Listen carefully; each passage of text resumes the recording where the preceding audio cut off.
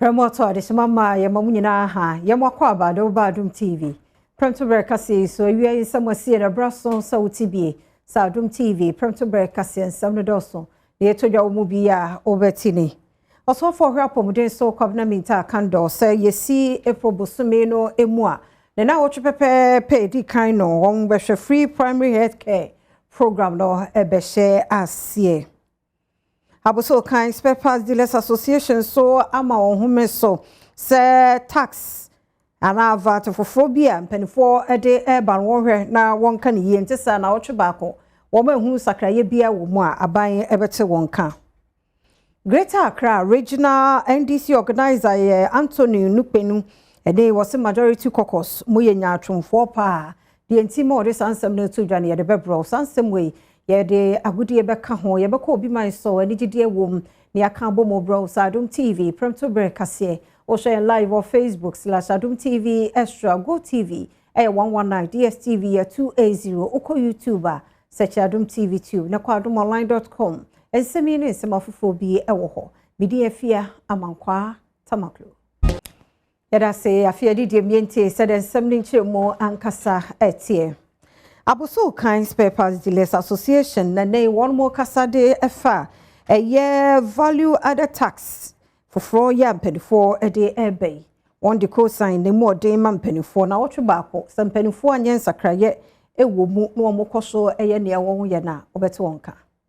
Aboso kan spare parts dealers association na ekasei one more ede atodwa say any value added tax and as a VAT for bia one more de ba we no share value added tax act 2025 act 1151 hono eyade say eba abebu wonu mu ekomu we na ekono echredia wonu mampanyimfo na wotwe ba ko pese wonu mu anye bibi amfa ho dia ene etua wonu mu ebetili etia abanyi esanse nya wonu mu de ba no enye de eba beboa wonu mu enyumedi we wona enkrete bia ogefo bosome no de toso enwotwe afinwa wonmoto monten so a onipa na sasha senior head of communications Tichado ens edeboto monten so watchere se ene sa new VAT rate eno ejina hamonchichemu eduno no eyade a eba be se wonomu enyuma ahodro wonomu edi ekono edi atodwa se ewo kane enhyehye na enka wonomu etua hamonchichemu en9 peno etumi ema ho akwanyama ene wonwumedi no ekoso pa nanso ne wonomu de bedie eye twamenebo ena wonomu ede babese wonomu enyuma we na ekuno eye mfanto ho bi wonomu kyese wonomu ne mebi nanka kane wotono sidi no ahenu no ene se VAT hamonchichemu eduno wonomu de tisode a na agese wonomu etono sidi no ahensia a we se no enyade a ebabeboa wonomu ewo kwan bia so we na kuno de atodwa se ewo mu se ne wona kita wonomu de ma aban ewo ne to ahodo a ene wode boa ma sika hodo wonomu so tumenya no de abo man ho bra nanso eno nkyerese etwamenebo wonfa emra mese wonomu enyuma ahodo a wonomu edi ewo wonomu enkrata no ebiye no de to aban yi enum se wonomu nhwe na VAT fofra ode bei wonane eni se ne beya eni adetonfo so ebo ebedwoso na wonomu enkasa entia manonkoye senia wonomu beso bitua eto ne mum no na eye to a wonomu de ba enanyade a ebabebua wonomu enyumedi.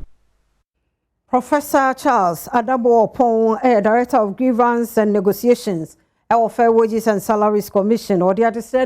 senior staff of University Sahudu Mose was so any dear moi. At Yatiano on far and run away, yes, Sebeya, when you're betting me a share didn't come up now one more hound on Pennyfort's so SCC. Declare deadlock no yeah the command National Labour Commission and a National Labour Commission yes and ye in fact written submissions ye ntro ya no ye position ye ntia ye fee se baby ejina no na esi ejina ntia ye jusu aban mra no saketua a ye tua okurum ha no enhyehye wo ho ye ntia aban timi nsore trans enso prekupe mitua se enhyehye ewo ho enti sa hyehye no na fair wages ye nso ye den ye di so ntia ntimi nka se a yenhyehye ne ye gyato ho ne akwakọ ye bibi foforo eba ne sa de ne obi asore a obeka se se mra kro mo mfa nya dwuma me so fama me se ya na fama me se na ne nti ehu hia pa ne se esese mra ne disu no se baby omo per salary structure no a omo they are entitled to call in allowance na omo se chinchanchi a omo per overtime zaka so okay ene yemfa mra ne nya dwuma ye wo ha no mo kra asore aba se o ene yem so mpe vice chancellor ketua eno so ye be ho den Inti sese nyina edi emra no so. Inti ekoba asa na ye de nyoma nyina akoma National Labour Commission. Say na me kan ye just last week na National Labour Commission trokrata. Minu ya ne kasa no ose wo mo do mo nsanka eno de mintimi nkyere so mo nsanka ye so mo nsanka ye de ye nsanka. Na mum ye ko no oma ene yentimi nkwati National Labour Commission so enye bibia ebebeti amra nti mekoso asren se asem no National Labour Commission de me ogidi ye so ombetu anamo a esefata within the confines of the law na yetimi enya no yankwa santimantemo na mrashebejafo a womantom ne mo se ne ye wonwanwa aban no enhihye bi a wode bafa Suame interchange project ene aban peso ye no 2-tier interchange ya wo hwe enkrata mu design ya hodo no na nke ye 4-tier design sa no wo mo ye no nti aban no sesa no de aba mienu no ye wonwanwa Emrashebejafo wono mu asantemantam ne mu ene akire se won ho edwiri wono mu pa ewo aban yi etiri mu mpobia wasise Suame interchange project eye 4-tier no ene obedane ani ede akọ 2-tier we Emrashebejafo yi ekiri mu a enyade wono mani aje ho kora esanse ekme yese wono mu esisi wono mu emantam na we enyade a eboa ne senti Emrashebejafo yi ede to aban yi enimu se enmani mu ya wonhye ne so afo a wohwe yakwane yakwantempon so governor Suame Abuja sene beya 4-tier plan wono mesa kwakofe no bi minimum wono mu enya 2-tier no emfa ento enchen kane so afo no ene hwe yakwane yakwantempon so asanse boache ene gina Emrashebejafo yi ene mudin simuse etudwa. Want to emphasize that the Suame interchange project was conceived as a long-term solution, not a short-term compromise. The Ashanti Caucus of Parliament therefore calls on government to restore the original 4-tier design of the Suame interchange project, reprioritize funding to complete the project as designed and planned, and engage transparently with Parliament and the people of Kumasi and Ashanti region in general on the way forward.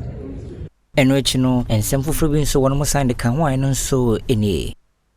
These decisions raise a troubling question. Is this government deliberately deprioritizing projects initiated under the MPP administration in favor of projects it can label at its own? If so, it is not Ghanaians, not political opponents, who will bear the ultimate consequences.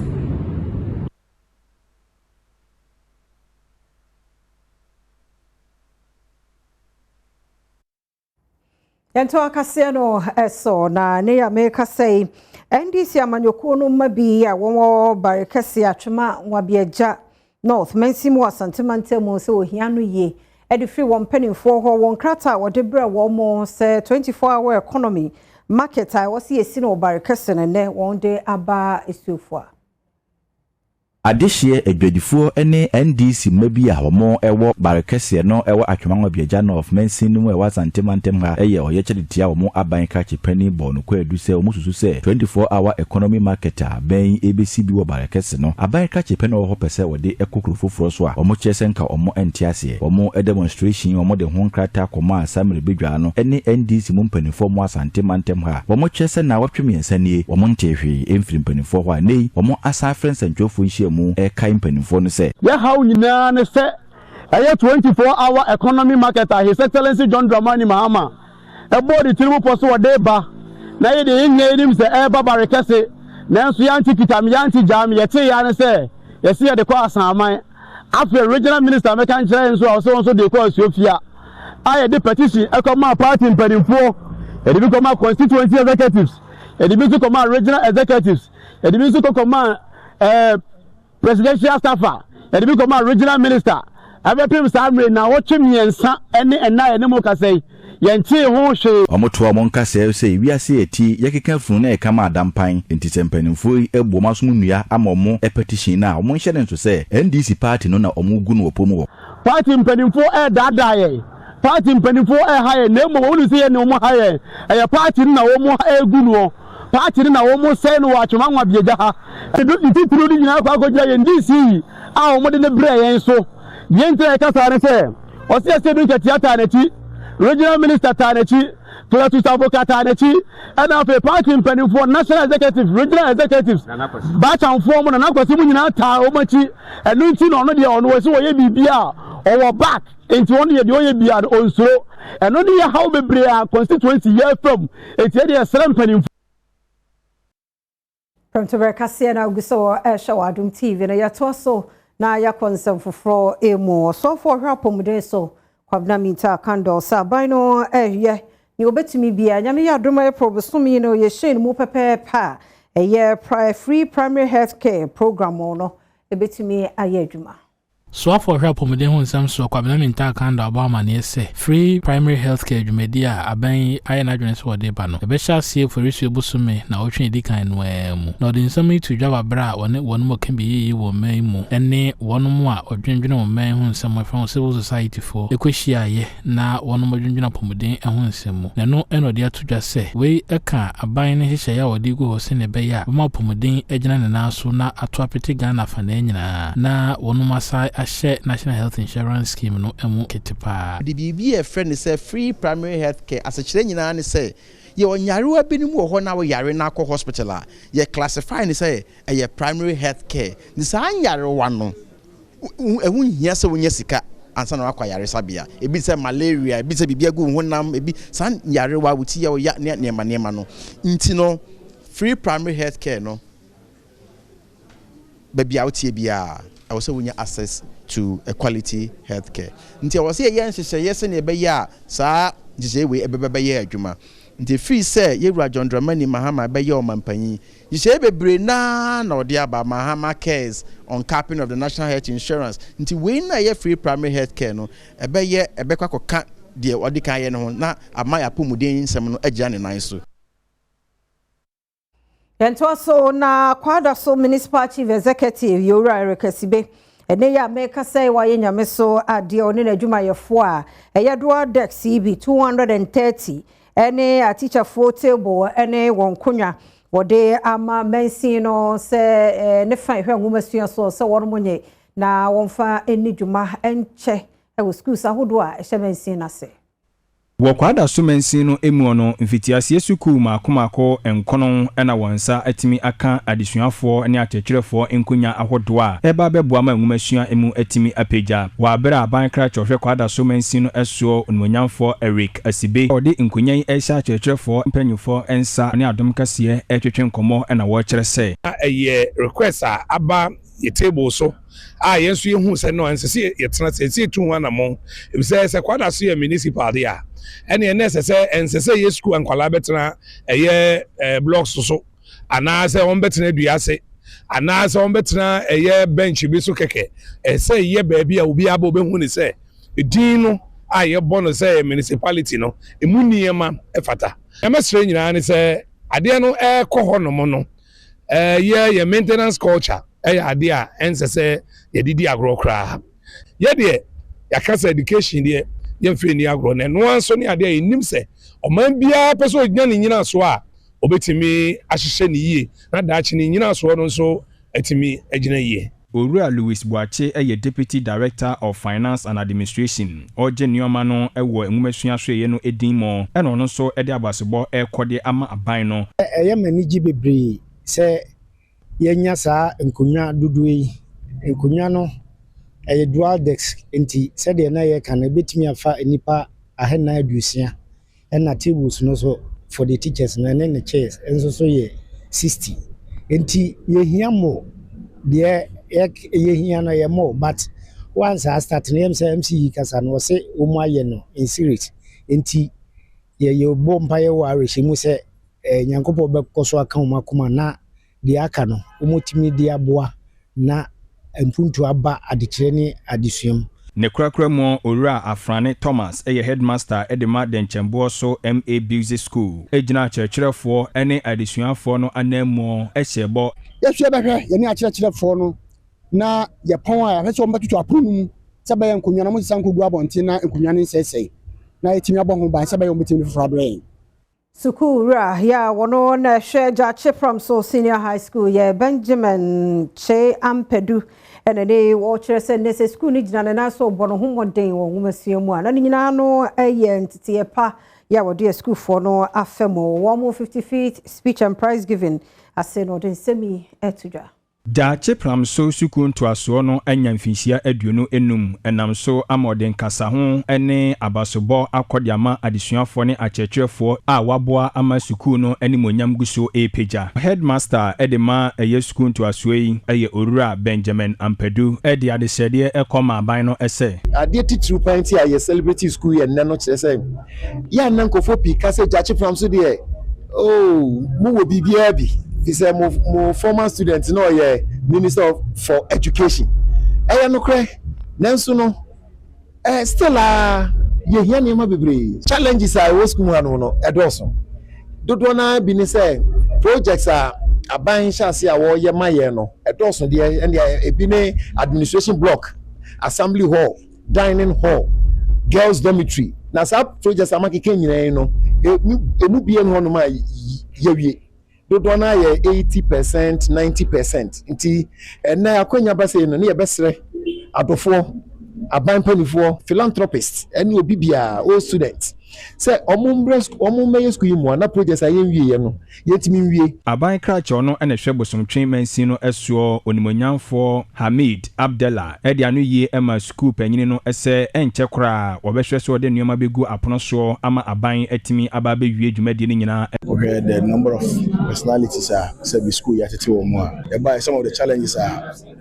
a comfort school ni nyina no uniform na swati most of the get fund projects are school mu high complete here and the government projects are common fund projects no from here no but if aba hagina no me sure say yakoye chini samra no more say the Bible school no e be ba na the Bible school ankane osoafo no ena na ehwe ngumasua adwumadie so a osanso ye mrase bedwani ede ma ade hyomo bosomtwen abato mpesua so doctor ya osei aditwum enso de futuo koma awofo ne adesuafo no se ya mekancha awofo nse me papa anko school da ma me anko school da enso futuo am papa de ma me no apagya me akomani ti woma awofo nkansem pantro mo mana afi omuntu omofo no mo hu so obe school a bu teacher ni the teacher ni be ka tro ye na that ebe ye ni ametimi aka tro school for nse enye school a okoe ene be kire that be big bia obefie no de obeye e ho mo nye teacher for a ebi examiners any chief examiners we be bia oka oyi ohun so besua da betimi esua pa Yamramanyo Nsemo na Greater Accra Regional NDC organizer ya Anthony Nupenu ene o kasa defa majority kokosa omrashe bejafie mu say onye nyatwompa obi emfa nensense ne bo se wabatu mu no onfa kapra na asempo bi ema obi ana omra meyina no wobedwam so pensen mu no den semi etuja. The majority in parliament need locus to issue a letter in the sense the party structure issue letter intimu grounds omugina the issue letter. Now you see, we are saying one who call baby near pa a cronfor. One way cronfor, I brought no more cronfor ye pa. Because one bunny year ever can. Bene or say Nima Yakin, Omunye Bida. You see, let's stop being hypocrite in this country. Which of them did not induce delegates during their primaries to go to parliament? They shouldn't give me anger this morning. The party has taken steps. The party NDC through the general secretary are taking steps. They are part 3-member committee. Somewhere with him. On my committee is quite unifiso. On what grounds and on Momusa issue what? What is their locus in this? Their locus is on dream party. On dream party, no party na kasa na on kasa. Party no through the general secretary kasa na on kasa. So what is this? Let's get serious. We look, I'm on yourself near here. And there will be one aka. Will be. And now no immaturity. Edini kind. Emanim gwasi eyakai. As political actors. Ya disuama nyina say anamo yetu yenum kasa ye niye say ya dear the generality of the people should be happy with. Okay. Which of them sitting in parliament today did not pay delegates to get their seats? They should give me a break. Well, Bedramwa so no Abrim Russia Bedjani Ora Charles as your call already and so Edinano Tumubia ono de akwa no sika samo some idea kwotene wa yo so east na de ono bebo majority kokoso no sanko kunani no wanko mani sika bia ko onyini se de hu ye ebehu na kwesi ansana kra Saturday ye beto aba no mi hu bibi yes, Papa Niwie, that is sitting MP no. Majority members are NDC MPs. NDC MPs. A contribution. And pay sika. Sika soon. Na omde koma maame no. Say je na primary sia ukoi. Fitwitu ya honka. Former MP ne yere no. Former MP ne yere akensie okobi. And NDC MPs. NDC MPs. Yeah, what parliament contributions. Yes, your contributions. And now people say, "I'm captain of media." Serious. And I'm the come. It's how I'm say, "Hey, now adia nipa be 5. Kwa akensie. Now right from day one, more MPs might take such a decision there. Just name one because they been see that. Because you see, ye na wie, ye could die ekwe obia di nisika ko ne nsa abode obia ye wie. Now, about a week to the election, no, my contribution, my NDC MPs or parliament. So be into iska. No, we need to iska. Na caucus no. This account. No, the command say J. Na fire elections no. Na knowledge of the amount of the coin. Minim ba mi huye. What people so mo present this can the mama no. Say ko na yetawechi. Ye person be kaya ho e parliament. Oh no, mi say akwesi antwe because it has to be fair. Mobia the opportunity. Nti nipa obe we know we near. Na ndia wa beka mo ho e wo parliament. Ento Kasee do so na yem consent for fro emu na eja to da command cable and wireless no abeto ja say cars and 9 na ahye mechanic shop bi na e ben no e ko wura mu ese sa nyapade ya Kasee no eto so. Jan started there 5:30 o. And ejanu enye say free electric pole and obi na abeso bibi ejanu free rubber company ni rubber company na wa say wusie smoke and start say apie e machine mu ansa na padi bi wa say oya abulushi akoya sorry okobo dan ni mu sa obi anfinu ansa na obi pie ye esa say already dey say eja before we are about nice too late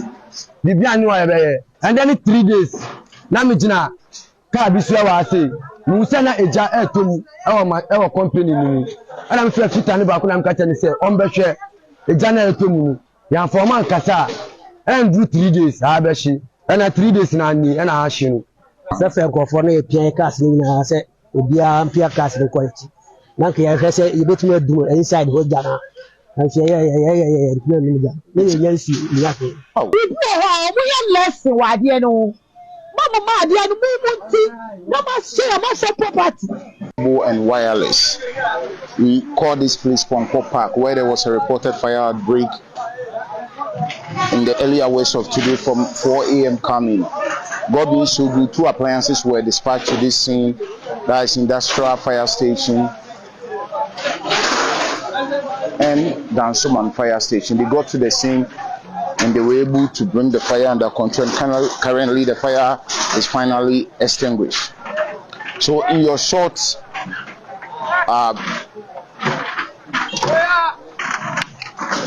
as you can see from this side, so from information gathering from this side, they said that the fire started from this particular area where they deal in this recycling of raw material. They buy the plastics and they recycle it. This is the machine that they use to do their work. So the fire started from this area, as you can see from your shot, and it moved all the way to this mechanic shop. And to also ye call ball na mensin mokrachi ye Abdullah Mumi na the near saw shop owners a womo ewo 18 bronubia ewo ball se ne wo mu nyina ye sitie na wo ma wo ho ekwan se yenwi ho no mu na yenye 24-hour economy market no ewo ho me wo ekatro man se omunya abotre mai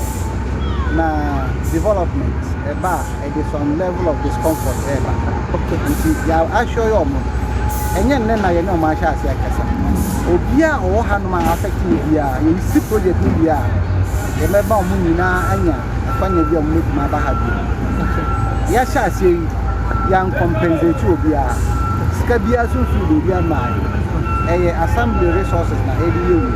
simply because you say market ne ba employment the employment beba be pro na anya the needed revenue and the assembly gave us a notice about this demolition exercise, and as you can see yourself, we have we've come to do the necessary thing, the demolition exercise. And as you know, Bole is one community that is waiting for development now that we have our own son who is president. So because of that, we even moved our things out of our stores before the demolition exercise had to start. As you can see over there, we are relocating to that enclave to put up our shops to make sure that the economic activities continue to go on. It is our wish that the government will continue to come to the district for us to live harmoniously together. Premtobre Kasee na guso esheno na osofo a trade, agribusiness and industry Elizabeth Ofosue Jare osie ne ya make say woni local sanitary pad manufacturing companies next year ya won mo edi enkomo ma ye krado pad dodo bia ye hia so man no omo betumi dia man senti no enu ehu hia se ye bekra pad efi obi man so abomemu. And we'll continue to encourage importers to go into manufacturing. Another thing is also that where our installed capacity is enough for the country, if you are an importer, it is also okay to buy from manufacturers in the country. And I've done that with the pad manufacturing companies because their installed capacity is more than what we need. So I don't see the point in people importing sanitary pads into this country. So I've invited importers and the pad manufacturing companies, bringing them together because you see, Guta and AGI is not them and us, it's us and us. Because there are a lot of things that we can buy locally and sell locally to make sure that the economy is good for all of us. So we'll continue to do that one. I'm also excited that you want to be listed. I trust Abna so much. She will do whatever it takes to make sure that you are listed. She will go through all the steps to ensure that whatever help you need, I also speak to her and know where you are at the process, but I'm sure that very soon you'll be listed, and I'll be very excited that you get public funds. People go for public funds when they have shown that they can do it with their own money. It's at that point that people will trust you with their money. And looking at how far Kasaprekwa has come, I am sure that people will actually subscribe. As much as I encourage foreign direct investment to come, which is good, I also want Ghanaians and Ghanaian-owned enterprises to also do well. So I'm excited that you are doing well and you are even expanding. What I can say for sure is that we'll continue to assist you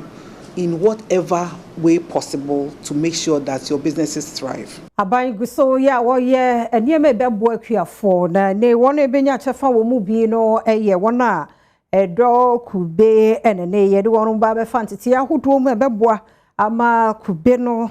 ni nyini mu ni die mu ne ton mu bibia no eso ebeba mfaso. Wo afempem bienu ani aduonu enum emu na aban frase achiche kube enuaba edema akuafo se wonhwe no wonua sade beya mfaso de a aba kube emu ono oman no so betimi anya chefa ewomu enam so ama ode ho nkyerɛkyerɛ dwumadie ahyehye so ewo asante mantamu wabere dwumadie no ekoso no Dr. Peter Boama Otukono Director of Presidential Initiative in Agriculture and Agric Business or the Tuja S. Yenis wadi hunu ni se free samre kodru be 2028 die na yetimi ache coconut seedlings no be se opipi edu se de be ya sa opipi du no ebetimi aboa ya ma nya be se 90,000 hectares na yede ebeka ho but se ni nyina bedi mu a ebegina se wonso ubedi nokre na wahwe okube ni so yie because se me ba besra wo wafom na kube na ye de ma oni nyina ewu a na che se yesa de bie ma brewa e de amemre mfe beba eno echi Raman Taminu eye project manager edema Coconut Federation Ghana auditor Adom Kasee enim say. However, the true success of this initiative does not depend solely on the distribution of the seedlings, but largely on how well these seedlings are nurtured, managed, and sustained to ensure high survival rates and improved yield. Jumedi Ghana Exim Bank eni sikakra bia woso aban no asene ne sayo so ntino Owura Isaac Obin Entry ono eye deputy project manager body tuja ese saa edumedi ya aban afade ato no huso yi Ghana Exim Bank ne aban eye adwene pa ti mpenifo se yensha mon kuran se omo so ta edumedi ne chi firi asase akokopim na wieye ekuafo edumedi for the next 3 years yambo ehomodene ya se penimfo adesuade a omode ba be kire yi ebesomu yie ye de abo ekuberi ho ban e de ahwe so yie ebre beso no na kubeni asodoso na ama enisuade hura bank no enya ya e de beso edwumadie ni mu ene aban ni enisuade huru no so abom. Premtobre Kasee na ugiso shewa Adom TV no na president dema Licensed Cocoa Buyers Association of Ghana Ora Samuel Adimado enene Kasee abaya hwa fane na si formula wa nkeka no ho a wa hwa na cocoa adwuma no na ebegu fi se eneniema nhada nkoyie emfa emma wo ni titi won sika won sanka yenti. President Awoda Licensed Cocoa Buyers Association of Ghana ano Samuel Adimado ene ede atoja se eka hodo abanyi ede wono mo so wanhwe na anyumanimu ya wontia de a ne cocoa edwuma no no pese wogu no ewo manyi emu wabra wakasa ewo Adom FM fo wono mo dwaso ensem na Adimado ede toja se ene ese cocoa board ehwe na esika akamu otua edema licensed cocoa companies ahodo se ne be ya wono so bitumi etua de ma cocoa ekuafo a wono mo aje won koku ede ama aban no we no de tia ban yi enemu se wono mo hwe no mpisika bi se ne be ya koku 300,000 metric tons a wono mo eto ede free September bo so minimum be si emprempre no wono mo entumi emfantu aka ode atokoko board enemu se emfa ho ne bibia wono mo benya sika no nanso enemu ya wono mo hwe se sika yi won sabetumi aka anye sadia na oye ne enede eba ode atoja ewo ne nkasa yi mu se ene enam sika hodo a yentua emfama wono mo ntino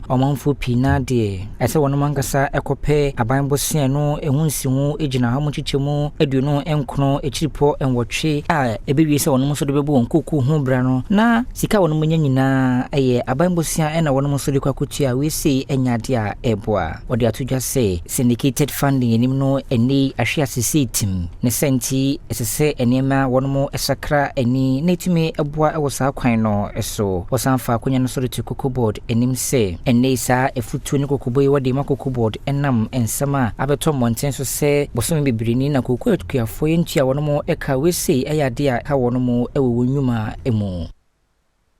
yanto Kasee no eso nani mfiedu pepepe ya Ghana yamrahye bedwania na ogiram de ma de hye wa buakwa north Joseph Boache dankwa edu enipa bi bowura ne fie ekoku no animro so a na aye wo ha mfiedu eni Yetia netia abednego asantia siedu etwaso enani infinshia edua Ghana yehre emrashibedwani de momomfo wo ebuakwa north Joseph Boache dankwedu ewo eni ewudie bi omomfo ekodi no ewo no ankasa ne fie JB dankwedu omomfo edesekan ekowo no ginenkwa firinsem ogefo bosomen de tosonkono wa fempino ne dunsia no emu ewo ne fie na ewo hyeahye won kramantemo hase infinshia no eduni asemigu ewo asemni bia enyade se yehu onipa kropotia wono enekodi sa ensemoni yi na asemia ewo asemdibia no amanfo yabo wono mu ekwadu no ene Daniel Esiedu amanfo pinane no se sexy dondon a emprempre guswa ewo ene diefia asemni no so eguswa ewo koto na ene amanoboni abennego akosia sante Esiedu aba prokopi mo mrashebedefia ma yene mrashebedefo bi atwetwenkoma ebi ene mrashebedwani de mo manfo wo pandai Matthew Nindam edi enkomo ama wachese ne wodi hu ya opase besi ene ayende so oman no atimi atwe omanfo wono mu edi saa nyamnasem yi aso Eda JB donkwa adu ewuye no. I was a member here. Na me wo ho na sansam no esi. It's an unfortunate situation, but it tells you the kind of country na you woman no. Say up to now a member of parliament etimi wu. Nipa okum no kura yentimi nya den. Yentimi hu akumfo no. Asefem. Eho ena human rights lawyer ono na sayem rashibejani de womanfo Madina Francis Xavier Susu enso enkasayemu watches wono so edi oman hu eya opase besi eni asem nuguso ewo asem ni bia yintimi ehu no pomesibre mesan ama ebusiafo nyina yakọ na yenka enkai obi ya na eye ya se abonifo bitimi kunipa in this state na asoman no 10 years down the line no yentimi enya womudi saboni anase yentimi enya justice ema yenua bema nananka okaye hu e omrahye bebie fi hanom quite unfortunate esanse oba yen lawyers ni o kase bia ye kan say justice delayed is justice denied one hwe ya esanse a delay crentino afi the final verdict anase ne be fi mu ne krakra na mrashibejani de momanfo wo fija kwabre North Collins Adom komensa enso edi oman no ho eya wo sene na fefo nso edi oman no ho eya wo no ono nso ensemo de tudwa eni. Sometimes no we would okode, but when there's justice it relieves more we are affected, no, you know. So mesre say abayin koso na on investigations now and get to the bottom of this issue. Radem kwaso amfa okra ensie na ocheche abusian so ere ya twaso dia na sub chief ya wowo ntotro so abrempon ene adikro ya wo ntotro so traditional area no wa afmantemo aka bomu so ombebo ma mpuntu atimi afa ne ntoma pa ade afra ewo nkro no so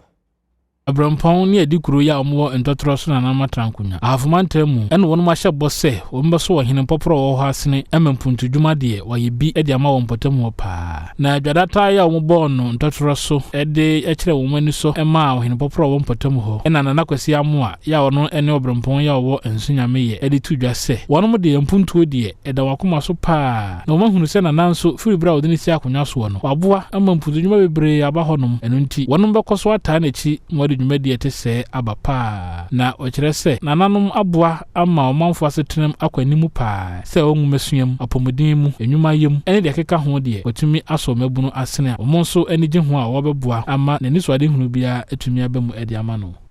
ye yem se adikrofo ne abremponfo yewura berima twe kwampem one kwa atwamponsa adehye ye besomo ye de kra ahoden ye nkwa bebo afode de ama mo brebia yewura otumfo adaroma ode manhema yewura no ose omra omesom emantotro so nyekra behwe ampaniampa ode ose ayoyo enedai berima ba ntotro so nkonwa sa asisui empunti nkwa eniema na yehu bida eniema nananom bi kra ehu bida ena berima one kwa atman ponsane nananom atrankonwa ye de aba ntotro so mem yewura de yesere ne nkwatenten nhira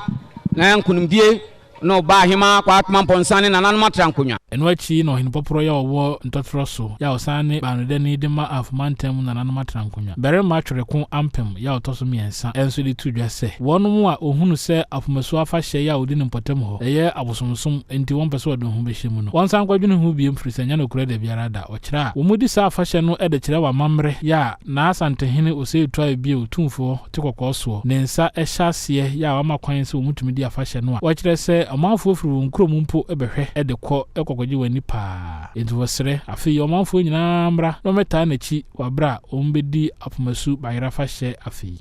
mesre obi bia se dwumadie no a ye die no wa wo ye wadwene se we de ya abosomsem obi aka no wa ha enya abosomsem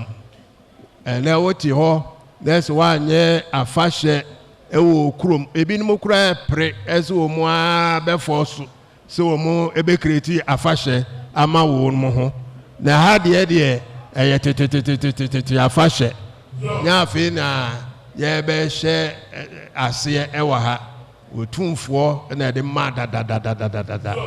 enam santi eda bi ebedi dwuma wa ha bia no de amamre ne bibia ye bia no ebi ko ohene efikasiem eme de ye amane ne amamre ho Eto akase no eso na ohene owo asase mampehwe nana akampon jakari ya otosumienu senkabomu ne betumi aboa ne senti na wo hwe ni mo se omunyina betumi abamu ayabako na wonya foto ye bebo mabunu ho ban titiu ewo ngomasua emu Ohine wo asase nana akampon jakaria otosumienu eni ediato namanfo enum se asumdwi ene kroye ena wonomu ehia se ne ebeya ebetimi aboama wonomu niema nyina waye we wonomu hwese ene educational fund obetibi na wode aboa emebina wonomu ewo wompotemu honomu wabroni amaneboni Isaac no menyo etwetwe enkomo ojimedi bia wode hye so ena nana edi tudwase enkumtuo ya de ehia biye pa timi pa de efe me shemo bose edin kan yin kabum ye toso eyim kuntu ye toso bim se me numiri na be kabum ye peja kuri akonya ya etisi yem sa dam pa ya tekasi ametisi ekedulumuni shemo bose e be peja akonya yi amadanse memu nyina akonya ya be ye ka be hwe Eho na acting ebusia penyin opening ya ofrimpon enafe assembly member wo domi abra electoral area Samuel Abuaje Tanko enso won kasayemu wonamode nsembusi etudwa adanse hene na ne botaye se opese adanse man nyina krobia nyankoso osi asase mampawe hene se de nkoso ebeba die ni adanse hene hwamoda ebedi bia fise ne de mampawe we kra behwe die be community center yebewie market yebewie teacher for so amo friends amo quarters any library ha amo ni enyama ekra computer lab na na fumpo bo ma busu apena mi jai my computer lab me to fridge me dey here school bia me na me ye tinana ba di obeso masere na ma ye kese na me kura fanto me prepare kama ni ni obi na okumi ase oyo hene de da ho hia bebrani o me no kase isi ka toilet kwa ni kumi na mo sei isi anse okwaji obi asa so de toilet kwa na adi si toilet a wase e media samle ya na ba yi e be boa ma mpuntuo ni mla be yaduma isi anse ohene wo rura o play e wo Ghana mlam isi anse se o de to no ma obi a be di so ena se wo kuro mu nso na wa mo ma ohene anase bi mala ankoso a onya ayi a obi no obolom laso se de tie bia be boa because we ni bi wo no de akasem ko obi embu emom samre a wonya ohene wa be boa ma mla e wo kuro bi am se na mamla ese wa na etia akoso ma amako ekonim mpuntuo etimi abaso Etwaso de yede twaso no ya Adom trotro Prince Usasiedo akofie mu ayo waso East abatom pesi aso hona memenda no NDC kwato aba eyi obi obesi wana mu omrahye bedefie yenti o Prince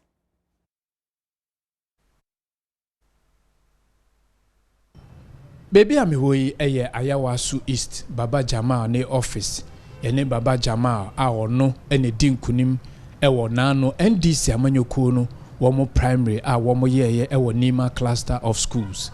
the campaign team ana meniomo edin komoyi Baba Alaji oye campaign manager ema Baba Jamal ana Uma Abubakar onso Humu Abubakar onso opposition. I'm the PRO of the center. Onunsu ye PRO Emma Baba Jamal ne center anani office. All right, yenhwe ade sese no yato abai ewie. Ede na mo hwe nim efa impuntujuma sese ya Baba Jamal edinkunimi. Me da se bebre ni akonya Adom TV for mo de amayen. Yako last primaries year 2023 no Baba Jamal His Excellency the key 15 key points pledge and ne nsuade hunu a opese oye edima the constituency and ena ekuta minsemi a 15 pledges a ne di kan o share bose obeye MP obeye so accessible. Or you're so accessible before he will become MP, inshallah. Because many will say Baba Jamal na eti Nima 441 ha. Okay. You share development as in impuntu juma ye behu mo hwe nim se ebebem. Bo emu ba komai. Well, ebini se Nima market ne bosha washe ne se obema yesi Nima market aye no ultra modern market sese ne aye Kotukuraba market. And one of the dream is to have about 1,500 cars to be buried beneath the market, so that yebetimi edi congesti Nima highway. One of the promises are ebini se youth development. Ne bosha washa ne se afibia no obe yisika a yebetun di youth development fund. They are to honor, they are training youth in various skills, so that at least it will prepare them for the job market. Ebini se obe make sure say your school so are in the community no obe resource to ensure say they will be up to standard. Any to make sure say by the time obe we in the first 3 years at least say Nima enya secondary school nukrana you best start initiative say benya first ever secondary school for the community. Where any some of the Bosha His Excellency Baba Jamal edia to Nima for and I say East Iowa also for enim. All right, share ade sisia no abato amakotui na eho aba asemi mo feel say mo voter mo de to aba no ye question ana what who say abato esise ya obia ewo agenchira ochire ewo ho na sansem no ne ametimi aka ne se party mpanifo e de wonsa ewura sem ne munti anka ena amenimu ka sei ya to nsa de afre baba okohia committee no ne wombia no ye betoto ne nsem na ne ono so muaye awo no na odi ama party mpanifo no nti anka no kura de anka since ayo party nsem yama party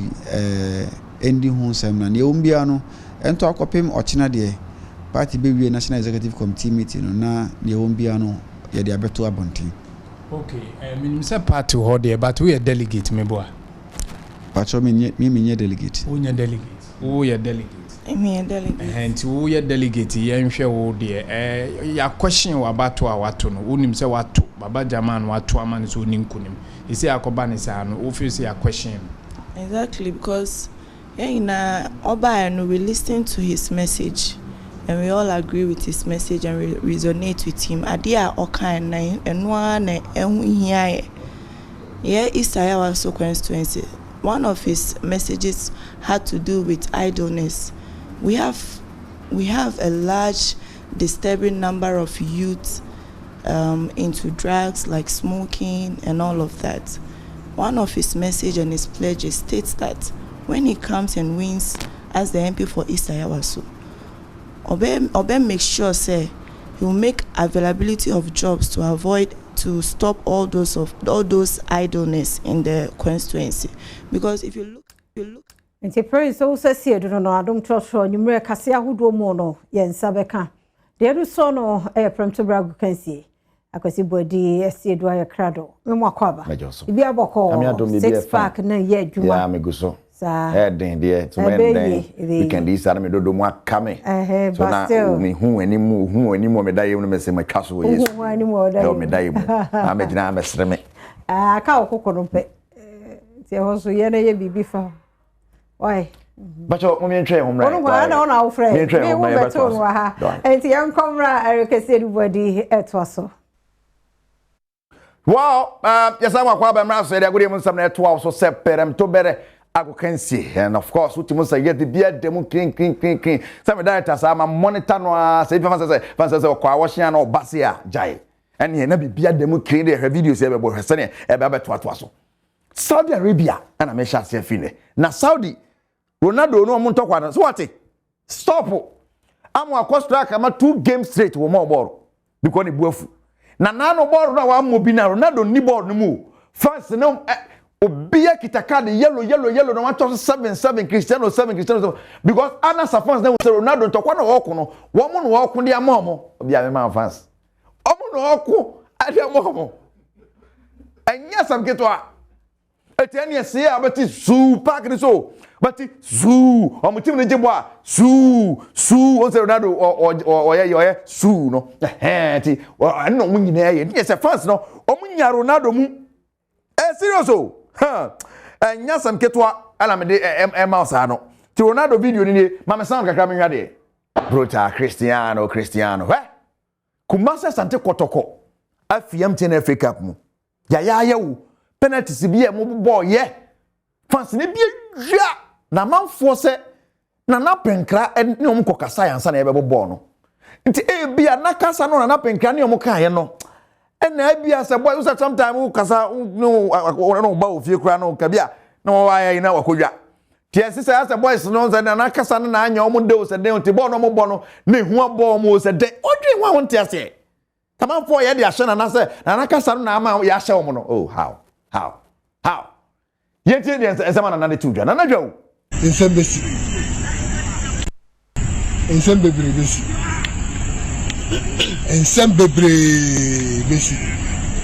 both playing body, technical management, everybody in same basic. And he said, "No more kujinaho. Yeah, from there. No feed, no salaries. BBA, your mamu. Technical, social advice. BBA or coaching. BB basic. BB a basic. Enti odi ye tua osika ma o salary nke mu technical for obia ho betumi aka before the game o timi nim se kense ke no kura motivate me be si dia mom ye nhye ne yenko e tell say ye train die ba be si no meeting koso omu wie a BB besi hey BB besi hey BB besi Mrs. Efiama kwata makuru ebeto aso me kita na nkra say we can me kwa wo go for say o ha na dwen dodo to nyai me ha na bibia ntimi nkoye keju ana kasa na Erika se rubuari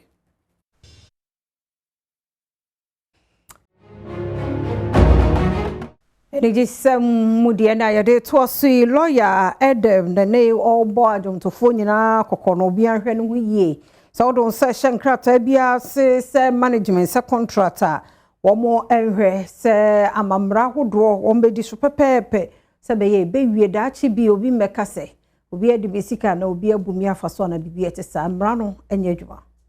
Sometimes these young or persons or artists who want to